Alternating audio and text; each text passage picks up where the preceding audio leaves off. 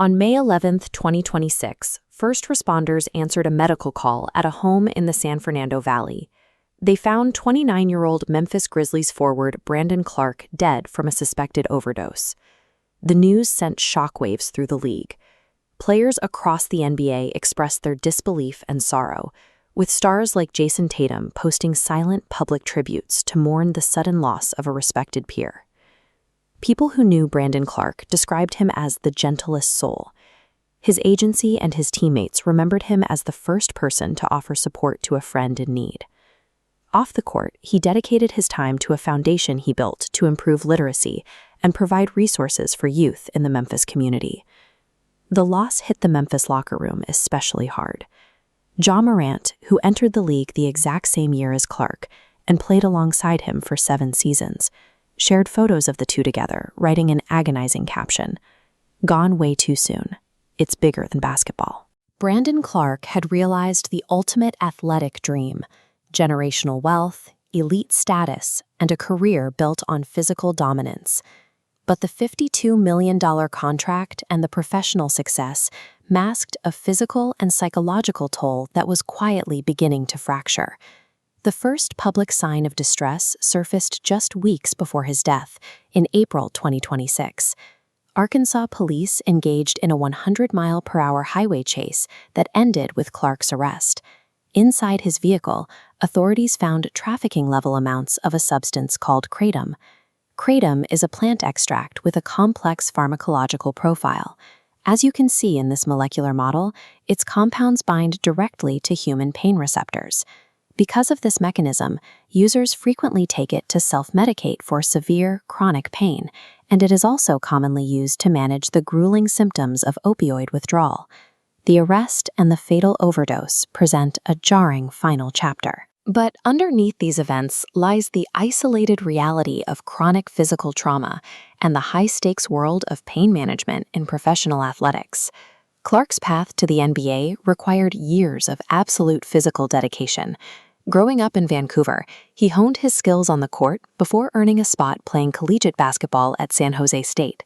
Seeking a larger stage, he transferred to Gonzaga. There, he dominated the frontcourt, earning All-American honors and cementing his name as an elite NBA-ready prospect.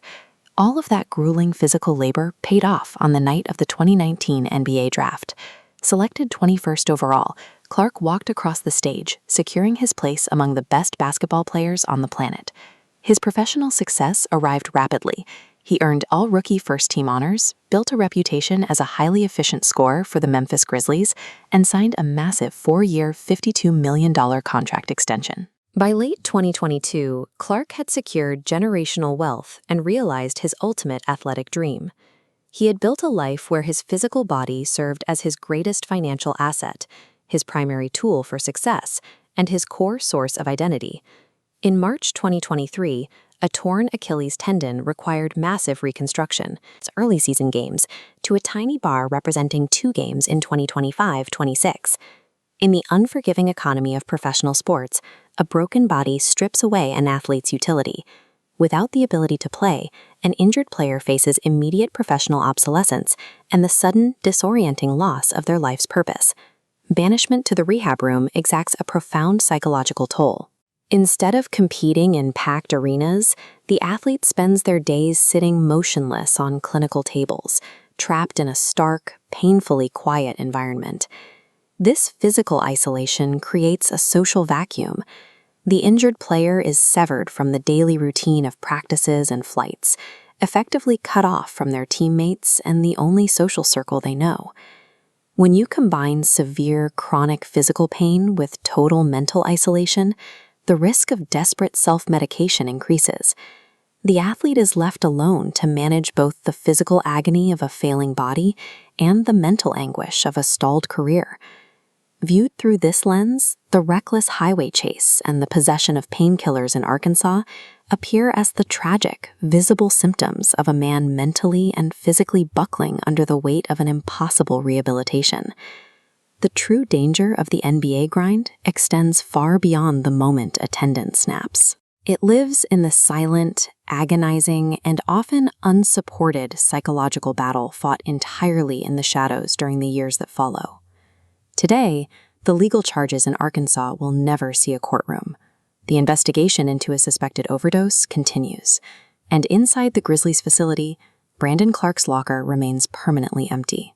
We treat professional athletes like invincible commodities, engineered for our entertainment, but they are vulnerable human beings, entirely susceptible to the same traps of pain, physical deterioration, addiction, and mental health struggles as anyone else. Ja Morant summarized the necessary response in a short, desperate plea to his followers. Check on yours. Bring him closer. Don't push him away. Brandon Clarke's legacy survives outside of his final weeks.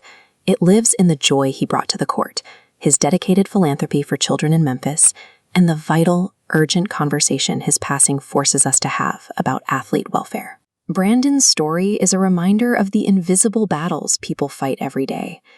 If this video helped you understand the human cost behind the headlines, please share it. It helps keep Brandon's true legacy alive and might just remind someone to check on the